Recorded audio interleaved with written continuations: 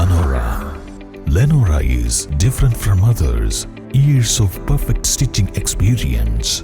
Lenora, linen, cotton cloth and stitching. വനവാസികൾക്ക് Punnappuzha കടന്ന് പുറംലോകവുമായി ബന്ധപ്പെടാൻ പുതിയ ചങ്ങാടം നിർമ്മിച്ചു. കഴിഞ്ഞ ദിവസമുണ്ടായ മലവെള്ളപ്പാച്ചിലിൽ മുളകൊണ്ടുണ്ടാക്കിയ ചങ്ങാടം ഒലിച്ചുപോയതോടെയാണ് BSSന്റെയും പ്ലാന്റേഷൻ കോർപ്പറേഷന്റെയും വനവാസികളുടെയും നാട്ടുകാരുടെയും സഹകരണത്തോടെ പുതിയത് നിർമ്മിച്ചത്.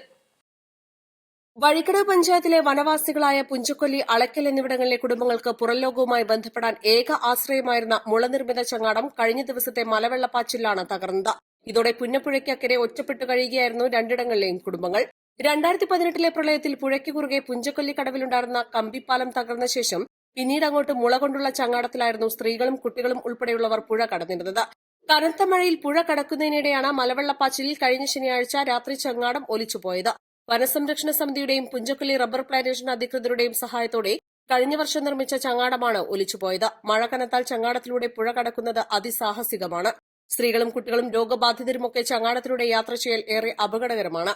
ജനവാസ കേന്ദ്രമായ ആനമറയിൽ നിന്ന് 3.5 കിലോമീറ്റർ ഉൾവനത്തിലാണ് പുഞ്ചക്കൊല്ലി. ഇവിടെ നിന്ന് 13 കിലോമീറ്റർ ഉൾക്കാട്ടിലാണ് അളക്കൽ.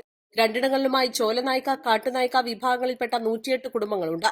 അളക്കലിലെ കുടുംബങ്ങൾ പോക്കുവരവ് നടത്തുന്നത് പ്ലാന്റേഷൻ കോർപ്പറേഷന്റെ പുഞ്ചക്കൊല്ലി റബ്ബർ എസ്റ്റേറ്റിലെ വനപാതയിലൂടെയാണ്. ജീപ്പുകൾ മാത്രമേ ഇതിലൂടെ കടന്നുപോകൂ. തകർന്ന കമ്പിപ്പാലത്തിന് പകരം ജീപ്പിന് പോകാവുന്ന പാലം നിർമ്മിക്കണമെന്ന ആവശ്യം ഇതുവരെ യാഥാർത്ഥ്യമായിട്ടില്ല. BSS സെക്രട്ടറി സന്തോഷ്, ഈന്തൻകുഴിയിൽ മുഹമ്മദ് അലി, സുഭാഷ്, ഉണ്ണി, ശബരീശൻ, മാഞ്ചൻ, ഉമേഷ് എന്നിവർ ചങ്ങാട നിർമ്മാണത്തിന് നേതൃത്വം നൽകി. East live, Edakkara.